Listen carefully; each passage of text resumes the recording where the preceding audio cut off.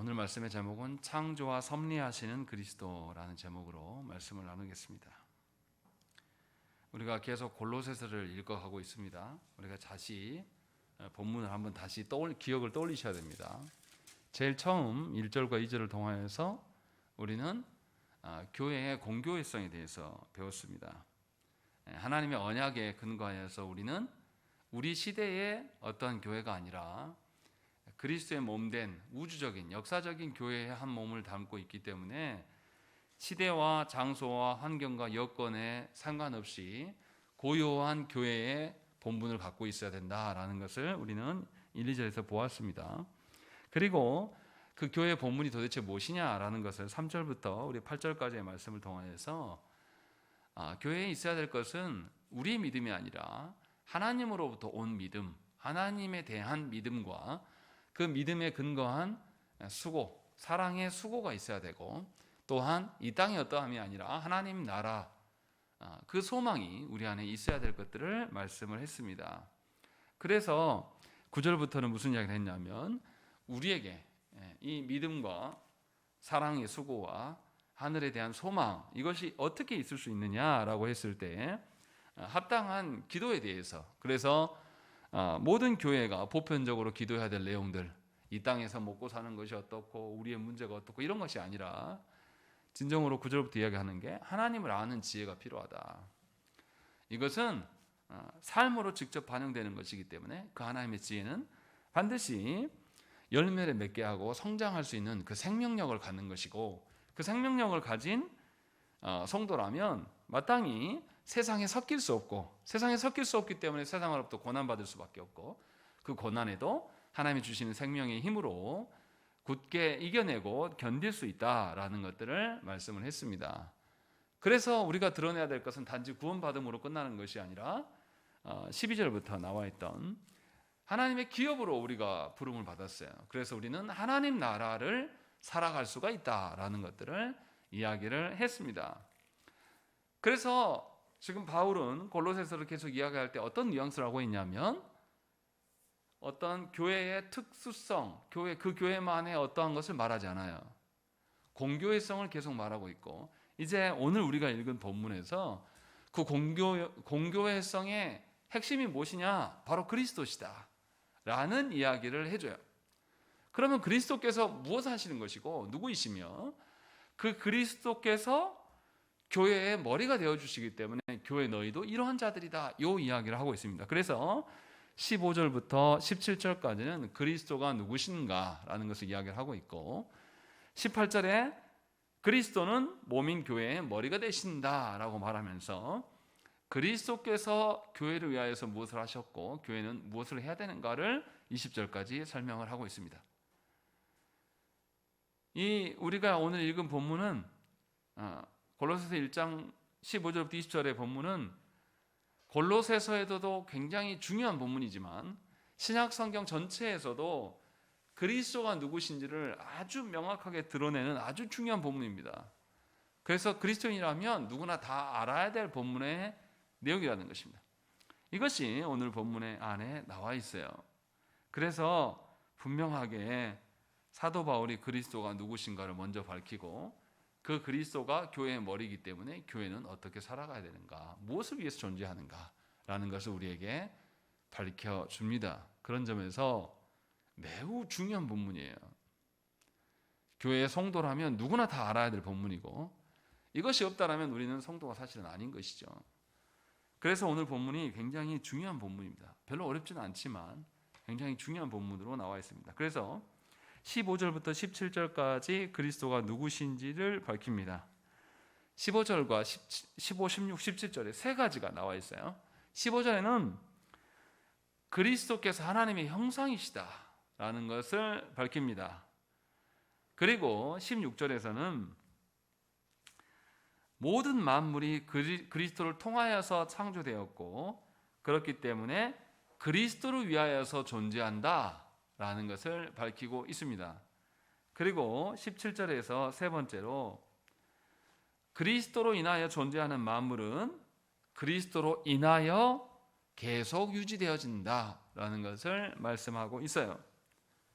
그러면 이제 오늘 사도 바울이 말하는 그 각각의 의미를 우리가 조금 더 깊이 있게 봐야 됩니다. 이게 도대체 무슨 의미고 그것이 우리에게 어떻게 와닿을 수 있는가라는 것이 굉장히 중요한 것이죠. 먼저 15절에 보시면 그가 그리스도죠. 그리스도는 하나님의 형상이시다라고 말씀하고 있어요.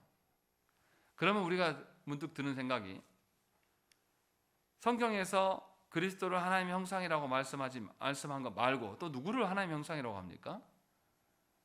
사람을 하나님의 형상대로 창조하셨다라고 창세기에서 분명히 밝힙니다. 그러면 드는 생각이 무엇이냐면, 그리스도께서 하나님의 형상 되심과 사람이 하나님의 형상 되신 것이 같은 것인가? 그러면 예수께서도 우리하고 똑같은 건가? 라는 이런 생각이 듭니다. 이 부분에 대해서 우리가 이제 생각을 해야 돼요. 그런데 사도 바울은 뭐라고 합니까? 15절에 모든 피조물보다 먼저 나신 이시다 라고 되어 있습니다. 그러니까 예수께서 하나님의 형상 되심은 우리의 형상된 것과는 달라요. 예수님은 본체 그 자체시에요. 창조되기 전부터 계셨고, 그렇기 때문에 하나님이시라는 거죠. 하나님으로서의 형상됨, 하나님의 어떠함을 드러내는 것과 우리 피조물이 하나님의 어떠함을 드러내는 형상과는 다른 거예요. 이것을 동일한 것으로 보면 곤란합니다. 분명하게 사도 바울은 다른 것이다라는 것을, 피조물부터 먼저 계셨다라는 것을 밝히고 있다라는 것이죠. 그러면 바울은 무엇 때문에 그리스도를 하나님의 형상이라고 말하는가? 이것이 굉장히 중요합니다. 15절의 말씀 자세히 보십시다. 그리스도는 보이지 아니하는 하나님의 형상이다 이렇게 말해요. 그냥 하나님의 형상이라고 말하지 않아요. 사람에게는 하나님의 형상대로 창조되었다라고 말하지만 사람에게 보이지 아니하는 하나님의 형상이라고는 말하지 않아요. 분명히 다른 점이 있습니다. 그런데 잘 생각을 해보십시다. 형상이 뭡니까? 형상이 뭐예요? 모양, 어떤 외형, 간판 뭐 이런 거란 말이죠. 그러면 간판은 보입니까? 안 보입니까? 잘 드러내려고 있는 거란 말이에요. 그렇죠? 근데 사도 바울이 이상한 말이에요. 그 앞에 뭘 붙였습니까? 보이지 아니하는 하나님의 형상이다라는 것입니다. 이 말 자체가 이상하지 않습니까? 모순적이지 않습니까? 형상은 드러내서 보여주는 거예요. 그런데 보이지 않다고 그래요. 이게 도대체 무슨 말인가? 이 말의 의미를 아셔야 됩니다. 무슨 말이냐면, 보이지 아니하는 것을 보이게 하시는 형상이다 이 말이에요. 보이지 않는 하나님을 그리스도로 말미암아서 밝히 드러내신다라는 것입니다. 그러니까 하나님을 알려고 하면 우리는 그리스도를 통하여서 하나님을 알아야지, 그리스도를 통하지 않고 우리 마음대로 하나님을 알 수 있다라고 생각하면 안 된단 말이에요. 그런데 많은 성도들이 그리스도를 통해서 하나님을 아느냐? 사실은 그렇지가 않아요. 우리가 어떻게 하나님을 안다고 생각하냐면 자기 경험으로 하나님을 안다고 생각합니다. 자기가 사업하다 망했는데 하나님께 기도했더니 하나님 잘 되게 해줬어요. 그렇게 해서 하나님을 추정해요. 그런데 분명하게 뭐라고 여기 나왔냐면, 그는 보이지 아니하는 하나님을 드러내시는 하나님의 형상이다. 그러니까 그리스도 외에는 하나님 알 길이 없어요. 분명하게 사도 바울은 이야기를 하고 있는 거예요. 그러니 우리가 하나님을 알 때는 반드시 그리스도를 통해서 알아야 돼요. 우리 체험으로 알면 안 됩니다. 우리 체험으로 알면 어떤 일이 벌어지냐면, 실존하시는 하나님이 아니라 내가 추정하고 내가 상상하고 내가 기대하는 하나님을 불러오는 것이 돼요.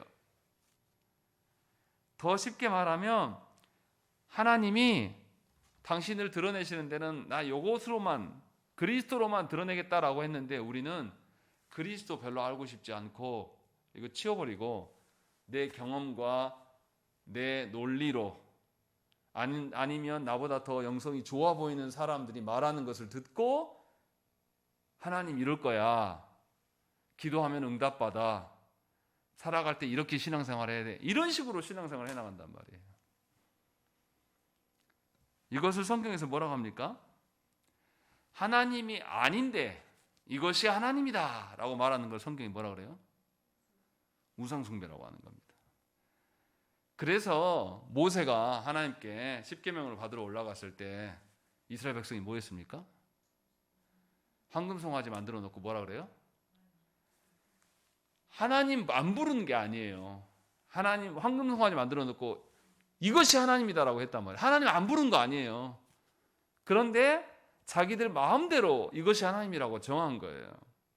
그러나 분명하게 신명기 4장 15절 말씀에 보면 뭐라고 되어 있냐면 여호와께서 호렙산 불길 중에서 너에게 말씀하시던 날에 너희가 어떤 형상도 보지 못하였은즉 너희는 깊이 삼가라 라고 말씀해요.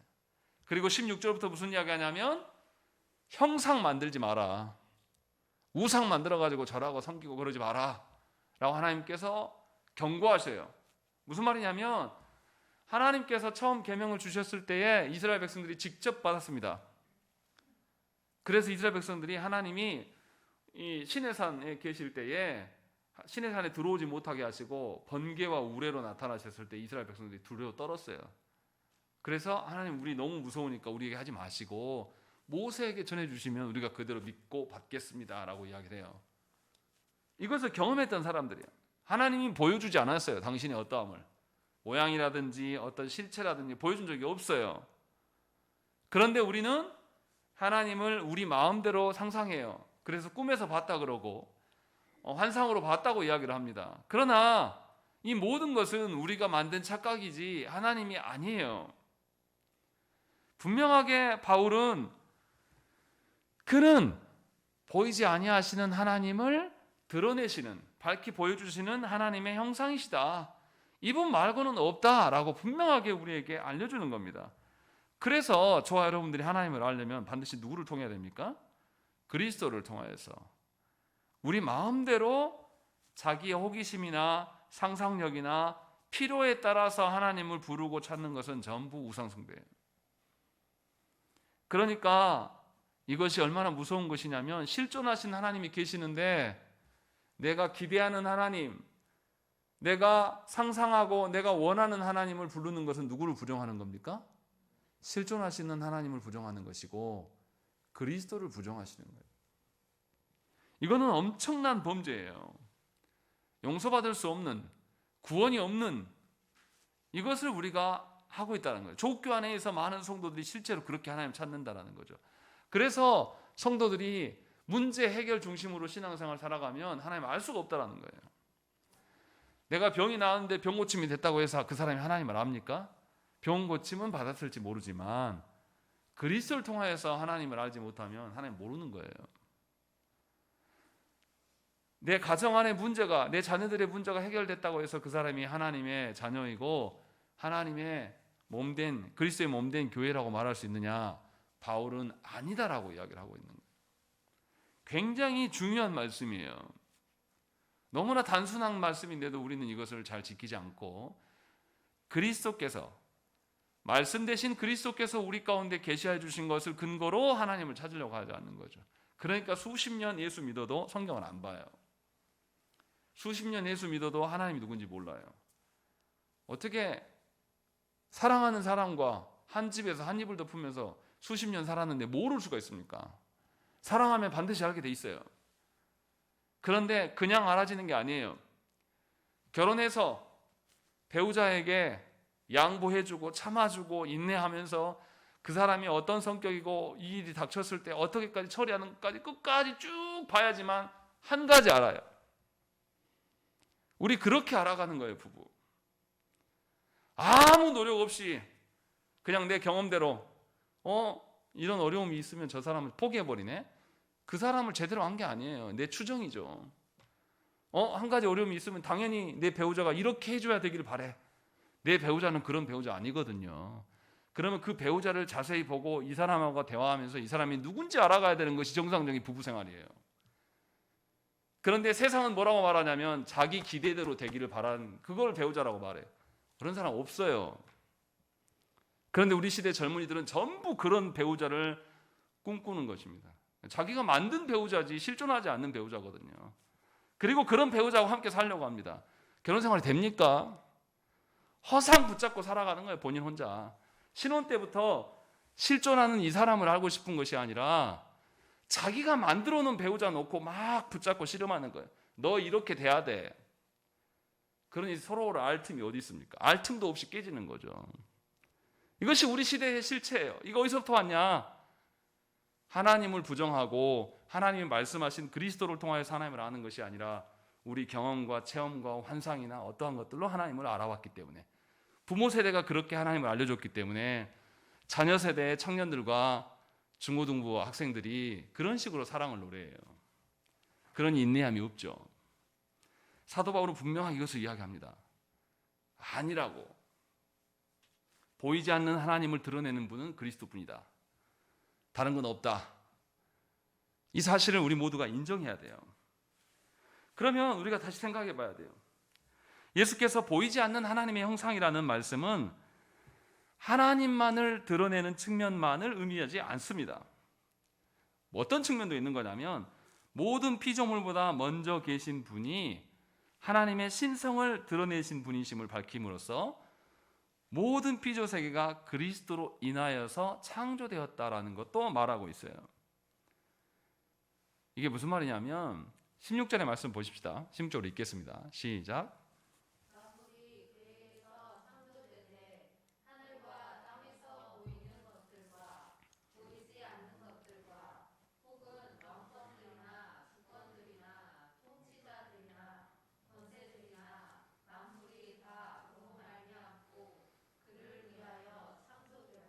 예, 보이지 않는 하나님의 어떠하심을 드러내는 것이 창조다라고 이야기를 하는 거예요. 이 말이 뭡니까? 우리 소리문답에서 배웠지 않습니까? 하나님의 계획을 뭐라고 합니까? 작정이라고 하잖아요. 하나님의 작정이 어떻게 실현됩니까? 뭐과 뭐로? 창조와 섭리로 실현된다고 그랬어요. 다시 말하면 성부 하나님의 계획하심을 드러내는 방식이 뭐냐면 창조예요. 보이지 않는 하나님의 계획과 뜻을 예수 그리스도께서 드러내는 것이 창조라고요. 그래서 16절에 만물이 그리스도에게서 창조되었다라고 분명하게 밝히고 있는 겁니다. 그렇기 때문에 만물의 창조하심을 통하여서 드러나야 될 것은 누구예요? 그리스도는 누구십니까? 보이지 않는 하나님을 드러내시는 분이에요. 그런데 그리스도께서 창조하셨어요. 그러면 창조물을 통해서 누가 드러나야 됩니까? 보이지 않는 하나님이 드러나게 되어 있는 게 당연한 거예요. 그러니까 창조의 목적과 창조의 존재 이유는 하나님의 어떠하심을 반영하는 거예요. 창조 자체가 삼위 하나님을 드러내는 것이고 창조의 중심에는 누가 계시는 겁니까? 그리스도께서, 하나님께서 계시는 것임을 사도 바울은 분명하게 말씀하고 있는 거예요. 그러니까 성경에 대한 바른 인식이 있는 성도라면 창조를 말할 때 성부만 말하지 않아요. 누구도 반드시 말합니까? 그리스도를 말할 수밖에 없어요. 그리스도를 통하여서 성부 하나님의 뜻이 드러나는 것이다. 그래서 창조하실 때에 그리스도께서 행하신 것이다 라고 말하요. 그래서 창조, 모든 만물의 중심에는 누가 계십니까? 그리스도께서 계시는 거예요. 그래서 모든 만물이 그리스도로부터 창조되었기 때문에 그리스도를 위해서 존재한다라고 말해요. 16절에. 그래서 그 부분에 만물이 다 그로 말미암아 그를 위하여 창조되었다라는 것입니다. 모든 만물이 드러내야 될 것은 예수 그리스도께서 보이지 않는 하나님을 드러내시는 것처럼 모든 만물도 하나님의 어떠하심을 반영하는 그런 존재하는 자들이다. 그것을 위하여서 존재하는 것들이다라고 말씀하고 있는 거예요. 그리고 더 놀라운 것은 사도 바울은 보이는 것만을 말하지 않아요. 16절에 뭐라고 되어 있습니까? 창조되되 하늘과 땅에서 보이는 것들과 보이지 않는 것들과 라고 되어 있습니다. 보이는 세계만이 아니라 보이지 않는 영적인 세계도 하나님이 창조하셨는데, 그리스도께서 창조하셨는데, 이 창조하심을 통하여서 하나님이 어떠하신 분인가를 드러내려고 창조하신 것이다. 이 이야기를 하고 있는 거예요. 그러니까 창조된 모든 것들은 하나님을 반영해야 돼요. 그래서 어떻습니까? 계절이 바뀌고 꽃이 피고 그러면 우리가 그걸 보면서 뭐예요? 하나님의 창조하심을 노래하는 거예요. 저 자연 세계를 보면서 와, 어떻게 이렇게 조화로를 이루면서 이렇게 아름다움을 드러내는가.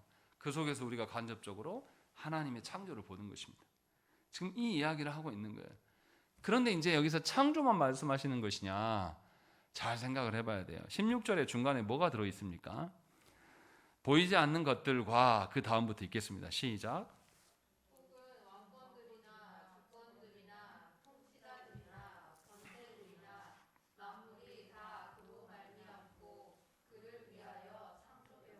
예, 여기서 보면 왕권과 주권과 통치와 권세를 언급하고 있습니다. 이게 무슨 말하는 걸까요?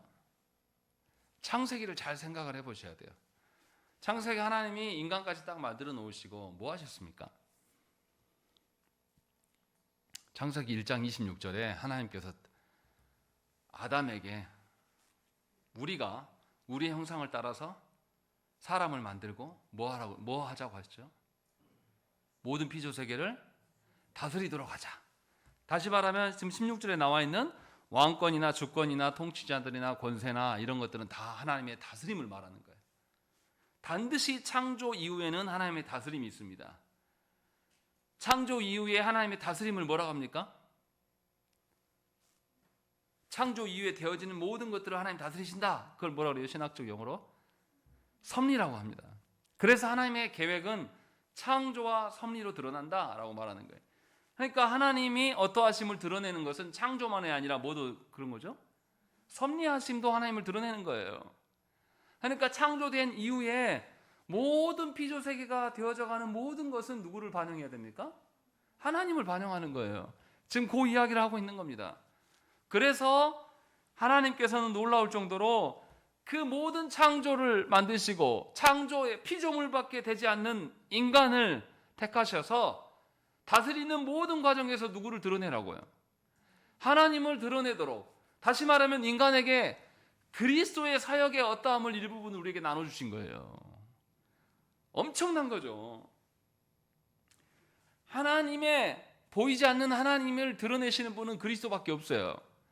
그런데 그리스도께서 창조하시고 삼위 하나님께서 사람을 창조하신 다음에 그 사람에게 하나님의 다스리심을 네가 대신할 수 있는 청지기로서 부르신 거예요. 그것이 뭐냐면 시작이에요. 인류의 시작. 이 놀라운 일들을 우리에게 맡겨주신 거란 말이에요. 그러니까 성경의 원리대로 한다면 모든 창조물의 만물의 중심은 누굽니까? 그리스도셔야 되고, 이 만물이 온전히 그리스도를 드러낼 수 있도록 다스려야 될 사람은 누구예요? 사람이에요. 그래서 우리의 존재 이유도 그리스도를 위한 것이고 모든 피조 세계에 있는 것도 그리스도를 위한 것이다. 이 이야기를 사도 바울 선생은 지금 이야기를 하고 있는 거예요. 그것이 교회됨의 근간이다라고 지금 말하고 있는 거예요. 그래서 17절에 뭐라고 되어 있습니까? 또한 그가 만물보다 먼저 계시고 만물이 그 안에 함께 섰느니라 라고 되어 있습니다. 만물이 예수 그리스도 안에 있을 때만 온전히 설 수 있다. 이 이야기, 하나님의 섭리를 지금 말씀하고 있는 거예요. 그러니까 예수님은 창조주이시면서 섭리하시는 하나님으로 다스려 가시는 그 하나님이시다라는 것을 우리에게 알려주고 있고, 하나님께서 만물을 창조하시고 다스리신 거예요. 그러니까 모든 되어지는 일에 누구를 생각해야 돼요? 하나님의 어떠하심, 하나님의 질서를 반영시켜야 되는 것입니다. 그런데 현대인들이 어떠냐? 여기서부터 이제 중요한 거죠. 과연 우리가 모든 일에서 하나님을 상정하느냐? 현대인들이 어떻습니까? 현대인들의 계몽주의가 18세기에 계몽주의 사상이 들어오면서 인간이 이제 생각하기 시작했어요. 그럼 무슨 생각을 하게 됐냐면 신이 없는 것 같은데 모든 만물의 중심은 사람이네. 그때부터 신을 배제하면서 자연의 시스템, 자연의 그 원리들, 체계를 알면 무엇인가 엄청난 것이 이루어진다는 걸 깨닫게 돼요. 그때부터 산업혁명이 일어난 거죠. 그때부터 뭐 한 겁니까? 이제 하나님을 모든 사람 삶에서 제외시키고 자연의 원리, 과학을 연구해서 우리가 문명을 발전시킬 수 있다라고 믿은 거죠. 그래서 계몽주의가 들어온 데부터 칸트 같은 그런 사상가들이 나오면서 하나님을 배제합니다. 신은 없다. 그 생각 위에서 자연의 체계만 우리가 빨리 익히면 이것이 인류가 살 길이다라고 믿고 우리도 그렇게 믿어요. 그래서 예수 믿는 교회 다니는 사람들도 뭐합니까? 무슨 일이 생기면 하나님께 구하잖아요. 찬송은 그렇게 불러요. 무슨 일을 만나든지 예수 안에 살고 살랍니다. 이렇게 말은 하지만 실제로 무슨 일을 만나면 하나님을 먼저 떠올리는 게 아니라 내가 뭐 잘못했나? 먼저 그 생각부터 해요. 그리고 이 문제를 어떻게 해결하지? 이게 문제인지 아닌지 하나님한테 안 물어봐요. 자기가 정해요. 요거 문제야. 하나님께 기도하고 예배하는 것보다 더 중요한 일이에요. 요거 문제 해결해 놓고 다시 교회 나오려니까 목사님 부르지 마요. 이것이 성도들의 생각입니다. 그래서 얼마든지 예배는 소홀히 되는 거죠. 이게 우리들의 모습이에요. 사도 바울이 아무리 이렇게 이야기를 해도 우리는 예수께서 그리스도께서 우리를 창조하셨고 창조된 우리 모두는 하나님의 어떠하심을 반영해야 될 자들이며 모든 역사에 되어져가는 모든 일들은 하나님의 주권자 되심을 백날 이야기를 해도 믿는 우리들도 뭔가 어려움이 생기면 하나님께 묻고 여기서 하나님의 뜻이 어떻게 드러나지? 이걸 찾고 구하는 것이 아니라 내가 먼저 슬퍼요. 내가 먼저 괴로워요. 그래서 이거 찾고 눈물바람 한단 말이에요. 하나님 앞에 나와서. 하나님의 다스리심과 섭리의 어떠함에 대해서는 안 물어봐요. 아예 모릅니다. 놀라운 거예요. 하나님은 우리를 죄로부터 구원하셨어요. 그래서 성령님이 내주하심으로 말미암아 이제 우리에게 죄를 보게 하셨고 그리스도를 알게 하셨단 말이에요. 그래서 우리가 성도 됐단 말이에요. 놀라운 것은 그 시선으로 안 봐요. 하나님 주신 가정과 자녀를 볼 때도 그 시선으로 안 봐요.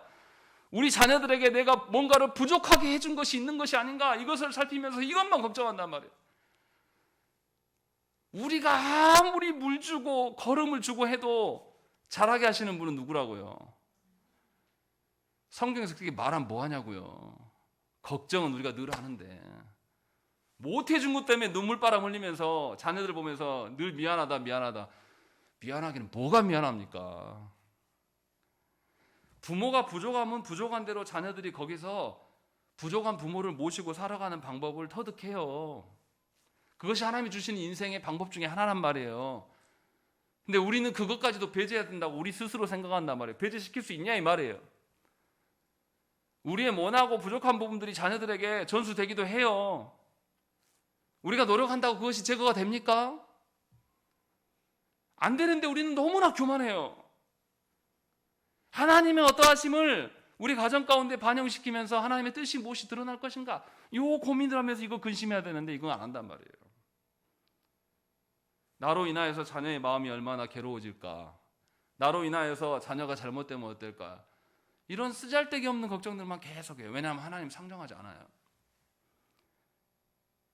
그리스도께서 다스리신다. 하나님께서 다스리시는 장이 우리 가정이다 라고 믿는 사람이 없다라는 거죠. 그래서 예수 믿는 사람들도 세상 사람들과 똑같아요. 세상 사람들이 하나님이 없이 살지 않습니까? 하나님이 안 보여요. 만물의 중심이 그리스도시라는 것을 세상 누가 믿습니까? 아무도 안 믿어요. 그래서 세상 사람들은 수단과 방법을 가리지 않고 내 새끼를 좋은 자리에 올려놓든지 아니면 내 새끼에게 엄청난 유산을 세습시켜가지고 키워주고 싶은 거예요. 이게 세상의 방식이에요. 그런데 조국교 안에서 무슨 일이 일어납니까? 세상의 교회를 세습해요. 하나님 믿는 사람입니까? 그리스도께서 다스리신다는 걸 믿어요? 안 믿는 거예요. 성경 백날 이렇게 읽어도 뭔 말인지 못 알아듣는 거예요. 하나님께서는 분명하게 그리스도를 통하여서 우리를 창조하셨고 그리스도를 통하여서 우리를 다스려 가시며 그리스도의 어떠하심이 우리를 통하여서 반영되기를 원하신단 말이에요. 그렇게 우리를 불러놓으신 거예요. 그런데 우리는 하나님에 대한 궁금증이 없어요. 하나님을 알려고 하지 않는단 말이죠. 하나님을 제외하고 우리의 생각에 근거해서 가정을 세워가요. 가정만 그럽니까? 놀라운 것은 교회도 그래요. 성경에서 교회 배우려고 하는 사람 거의 없습니다. 직분자 중에 그런 분 보셨어요? 당회 회의를 하는데 성경책 들고 가서 성경에 보니까 이렇게 돼 있는데 이것에 근거해서 우리 이렇게 합시다. 그런 직분자들 보신 적 있습니까? 공동회에 모였는데 여러분들 공동회에 모이자 하면 성경 읽고 와서 성경의 토대로 인하여서 이게 성경에서 이렇게 말하니까요, 우리도 이렇게 합시다. 이런 경우 본 적이 있어요? 경험하신 적 있습니까? 그러나 우리 종교교육 선배들은 그렇게 했어요. 그 토대를 마련하려고 5년이 넘는 기간을 회의만 했어요. 일주일 내내. 그래서 교회됨이 무엇인지, 교회법이 무엇이고, 그거에 대한 예배 모범이 무엇이고, 그거에 대한 신앙 고백서가 무엇인지를 다 토대로 마련해서 우리 후손들에게 물려줬는데 아무도 안 봐요. 직분자들이 배울 생각이 전혀 없습니다. 하나님으로부터 배울 생각이 전혀 없는 거예요. 그래서 모든 것이 뒤틀려 있는 겁니다. 그래서 여러분들도 보이지 않는 하나님을 믿는 게 아니라 보이는 목사에게 의존하는 것이죠. 일이 잘못되면 목사 책임으로 돌리는 것이고. 얼마나 쉽고 편합니까? 보이는 사람들끼리 이렇게 하면. 그건 교회가 아니에요. 사도 바울이 적은 이 몇 줄이 우리에게 적용해보면 우리는 완전히 다른 존재입니다. 사실 교회라고 보기가 어려워요. 가정이요? 가정도 정말 다 한번 따져볼까요? 가정도 하나님의 가정이라고 보기가 너무 힘들어요. 거기에서 무슨 열매가 나오겠습니까? 너무 심각한 거예요. 그런데 사도 바울은 여기서 끝나지 않아요. 너무나 무서운 말씀이 그 뒤에 있어요. 18절 말씀으로 읽겠습니다. 시작.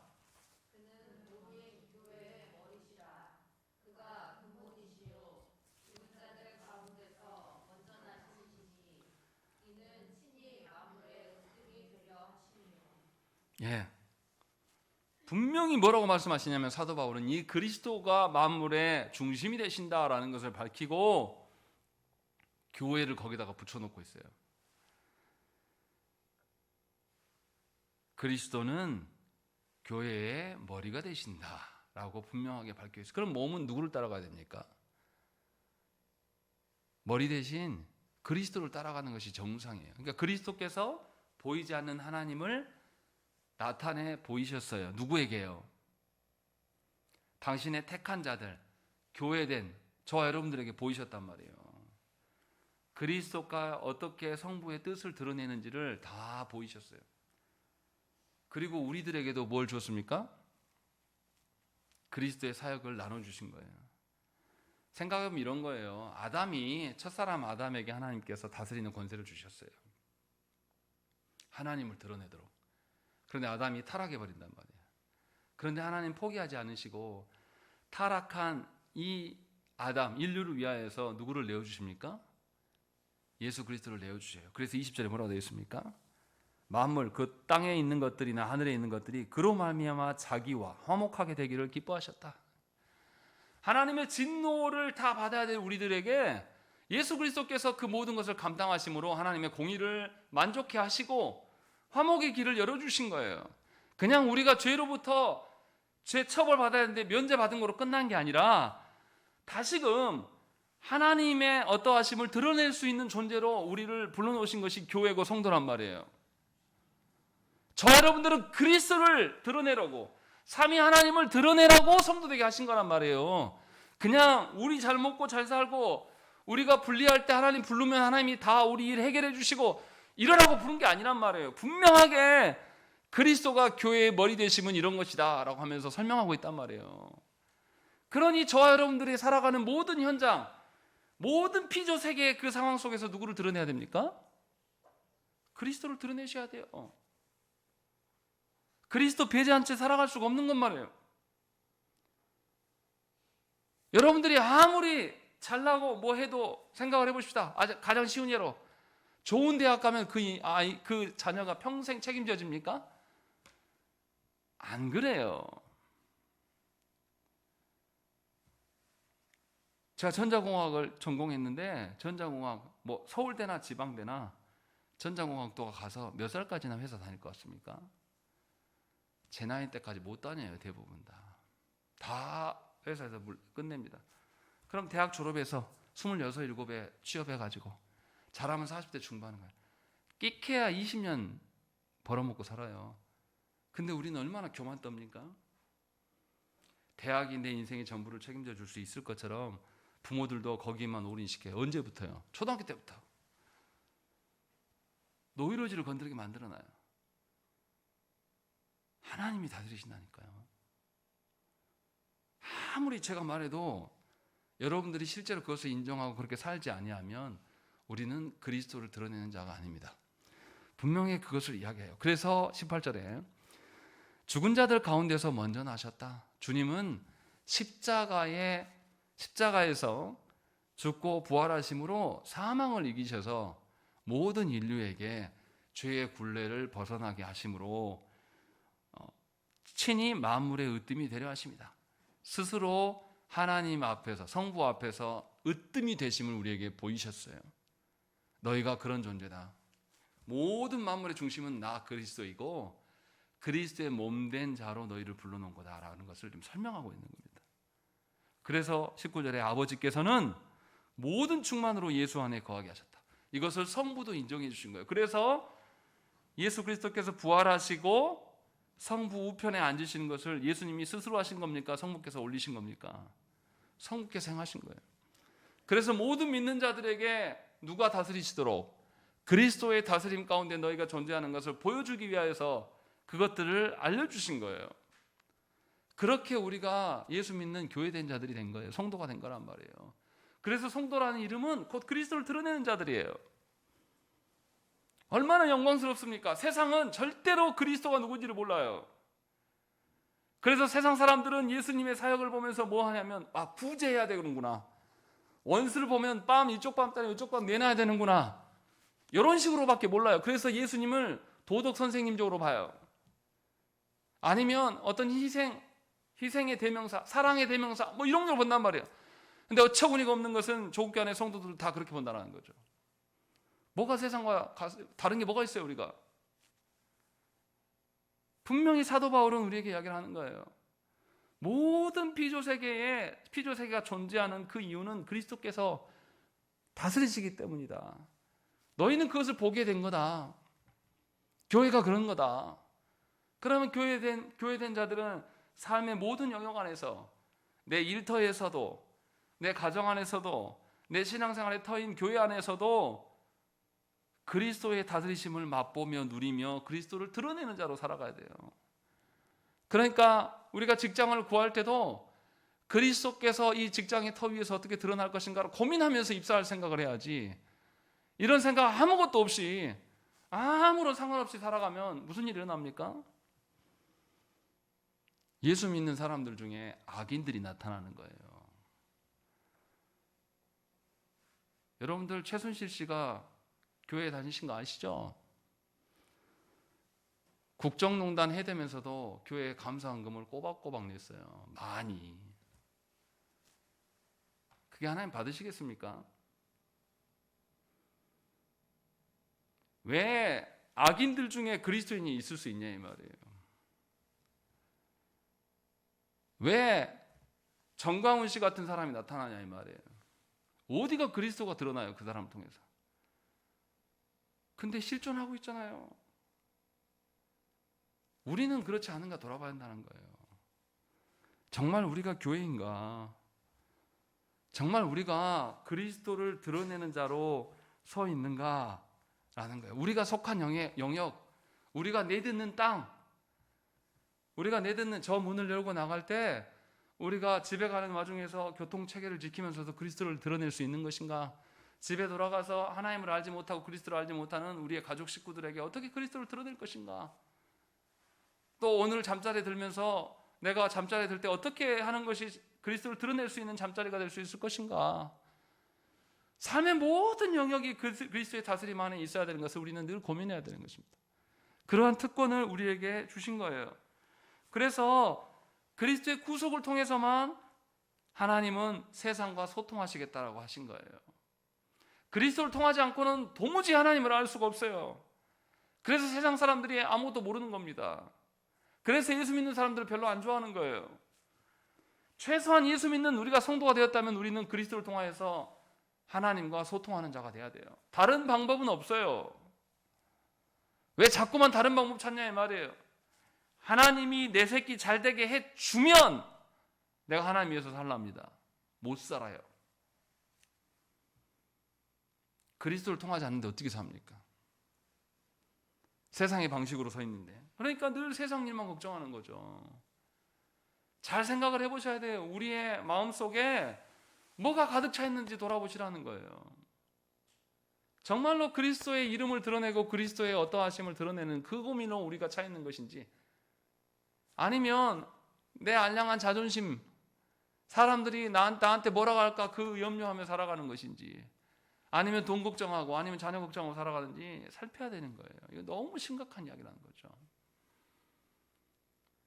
이렇게 버젓이 써 있는 거예요. 그리스도 되심이 누군가, 그리고 그리스도께서 우리와 무슨 관계가 있는가 라는 것을 사도 바울은 아예 대놓고 써 있는 거예요. 그런데도 우리가 그리스도를 통하지 않고 우리는 교회 되었다고 말해요. 그게 너무 이상한 거지 않습니까? 그리스도를 알지 않고는, 그리스도를 통하지 않고는 우리는 성도 될 수 없어요.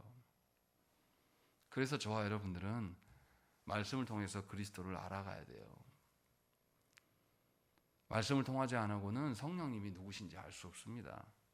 성부 하나님이 무엇을 계획하시고 우리를 어떻게 사랑하시는지 알 길이 없어요. 전부 우리의 추정치일 수밖에 없는 것입니다. 세상은 결코 하나님을 드러낼 수 없습니다. 그래서 하나님께서 우리를 통하여서 하나님을 드러내라고 부르신 거예요. 그러니 저와 여러분들이 거니는 모든 땅에서 그리스도가 드러나지 않는 책임은 누구에게 있는 것입니까? 바로 저와 여러분들에게 있는 거예요. 내방동에서 하나님의 질서가 없고 교회가 쌈박질하고 무너져 내리면 저와 여러분들의 책임이에요. 하나님 반드시 물으실 겁니다. 하나님께서 우리가 광주 땅에서 머물고 살아가고 이 대한민국에서 살아가고 있는데, 정치를 봐도 경제를 봐도 정의가 어디 있습니까? 전부 강자들을 위해서 살지 않습니까? 이 책임 우리에게 물으신다니까요. 우리가 거니는 땅에서 정말로 그리스도의 복음을 씨 뿌리면서 주님 앞에 서게 될 날을 생각하면서, 주님 맞이하실 그 날을 생각하면서 우리가 살아갑니까? 그것 때문에 우리가 전전긍긍하면서 하나님께 기도하며 살아갑니까? 아닐걸요. 이 땅에서 어떻게 하면 더 안전하게 살 것인가, 하나님 상관없이 우리는 세상 사람들하고 똑같은 거예요. 분명하게 오늘 말씀에서 우리에게 이야기해요. 그리스도께서 창조와 섭리의 주관자시다. 그리고 너희는 그리스도의 몸이다 라고 말씀하고 계신다는 것입니다. 이 말씀이 너무 많이 들었던 말씀이고 너무 흔한 말씀일 수 있어요. 그러나 여러분들이 여러분 자신을 놓고, 여러분의 가정을 놓고, 여러분의 일터를 놓고, 여러분이 속한 교회를 보면서 정말로 우리가 그리스도를 드러내기 위해서 쓰는 자들인지 하나님 앞에서 정직하게 물어야 됩니다. 그렇지 않으면 우리는 그리스도와 상관없는 자들일 가능성이 굉장히 높아요. 바라옵기는 정말로 그리스도께서 하나님을 드러내시는 분이시고 우리가 그 그리스도를 존중하는지, 그래서 우리가 그리스도의 몸으로 살기를 원하는 것인지, 아니면 그리스도와 독립하여서 내 마음대로 살기를 원하신지 이 밤에 하나님께 물으시기를 간절히 축원합니다. 함께 기도하겠습니다.